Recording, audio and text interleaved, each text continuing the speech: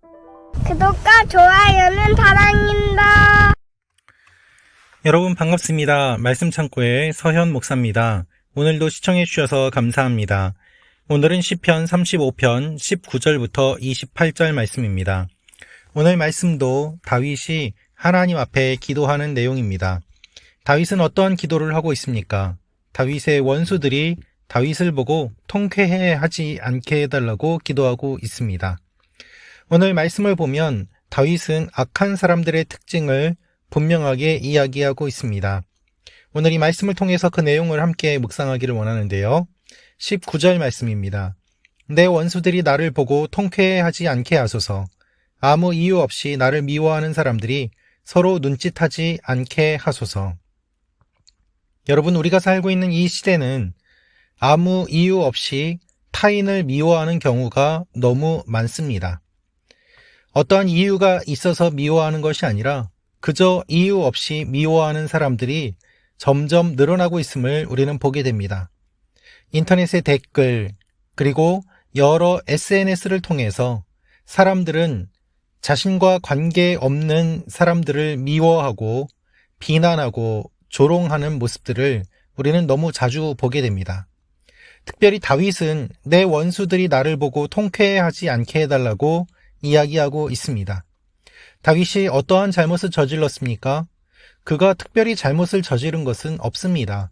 그럼에도 불구하고 다윗을 미워하는 사람들이 많이 있음을 우리는 이 시를 통해서 알 수 있습니다. 여러분, 혹시 여러분 가운데도 이유 없이 미움을 받는 분들이 있습니까? 미움받을 용기라는 책도 있습니다마는 사실 우리의 삶 가운데 아무런 이유 없이 나를 미워하고 또한 나를 해하려고 하는 사람들이 있는 것, 그것 또한 사실입니다. 부당하게, 까닭 없이 그렇게 공격하는 사람들이 있는 것이죠. 그들의 특징은 무엇일까요? 20절입니다. 그들은 평화를 말하지 않고 오히려 땅에서 조용히 있는 사람들을 향해 못된 거짓말만 꾸며댑니다. 그들은 평화를 말하지 않습니다. 못된 거짓말만 꾸며댑니다. 그런데 누구를 향해서 거짓말을 꾸밉니까? 땅에서 조용히 있는 사람들을 향해서 거짓말을 하고 있습니다. 조용히 있는 사람들은 제대로 대응하지 못하는 사람들입니다. 그들은 가만히 있습니다. 평화스러운 사람들입니다. 평안히 땅에 살고 있습니다. 그리고 땅에 평안히 사는 사람으로서 의인을 이야기하기도 합니다.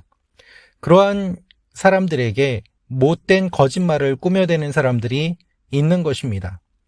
그들은 악의를 가지고 서로 눈짓합니다. 그리고 서로 계획을 하고 한 사람을 매장시키기 위해서 힘을 합치는 모습을 보게 됩니다. 그들은 이렇게 이야기합니다. 아하, 우리가 똑똑히 봤다라고 말입니다. 한 사람을 바보로 만들고 사회적으로 매장시키기 위해서 여러 사람들이 계획을 꾸밉니다. 그들의 계획은 성공적입니다. 그렇게 해서 쓰러져간 사람들이 많이 있기 때문입니다. 아무런 잘못을 저지르지 않았음에도 불구하고 여러 명이 증인으로 나서면서 저 사람이 잘못했다라고 주장을 합니다. 그러면 그것이 실제라고 사람들이 믿습니다. 그리고 그들의 말을 듣고 판단하며 정죄하고 재판하고 심지어는 죽입니다. 예수님께서 십자가에 달리시는 모습을 생각해 보십시오. 하나님의 아들이라며 신성 모독을 했다고 거짓 증언을 하는 사람들이 세워졌습니다. 매수된 사람들은 예수님을 비난하고 또한 그 비난을 들은 대제사장들과 종교 지도자들은 예수님의 가르침이 잘못됐다며 저렇게 증언을 하는 사람들의 모습을 보라고 그것이 분명한 증거가 되지 않느냐며 예수님을 죽였습니다. 이것이 악한 사람들이 보이는 모습입니다. 잘못을 해서 그것을 빌미로 공격하는 경우도 있지만 아무런 잘못이 없음에도 불구하고 잘못을 만들어내고 사람을 죽이는 그와 같은 일들은 오래전부터 지금까지 변함없는 악한 사람들의 수법인 것입니다. 다윗은 그래서 이렇게 이야기합니다. 그들이 아하 우리가 똑똑히 봤다 라고 말을 한다는 것이죠. 그렇기 때문에 다윗은 하나님 앞에 이렇게 고백합니다. 하나님께서 이것을 보셨으니 가만히 계시지 마십시오. 하나님 나를 멀리하지 마십시오. 판단해 주십시오. 내 편을 들어주십시오. 아무도 다윗의 편을 들어주지 않기 때문에 다윗은 하나님께 자신의 편을 들어달라고 고백하고 있습니다. 하나님, 저들이 우리 소원대로 됐다라고 말하지 않도록 해주십시오. 하나님, 내가 당하는 고통을 통쾌해하는 사람들이 있습니다. 그들이 다 수치를 당해서 어쩔 줄 모르게 해주십시오. 여러분, 혹시 이와 같은 기도를 드려보신 적이 있습니까? 여러분을 괴롭히는 사람들, 여러분을 해하는 사람들, 여러분을 보며 비웃고 조롱하는 사람들, 그 모습을 보며 하나님, 나를 좀 기억해 주십시오. 살려 주십시오. 이렇게 기도하신 적이 있습니까? 저의 삶 가운데 그와 같은 일들이 있었습니다. 경험하였습니다. 그리고 하나님께 기도하였습니다. 때때로 하나님께서 저의 기도를 들어주시기도 하셨지만 때때로 아무런 일도 일어나지 않고 오랜 기간 동안 하나님 앞에 기도할 수밖에 없는 그와 같은 일들도 있었습니다. 그리고 저 스스로가 의인이라고 주장을 하기보다는 주위에 악한 사람들이 멸망해 가는 모습들을 조금씩 보는 일들도 일어나게 되었습니다.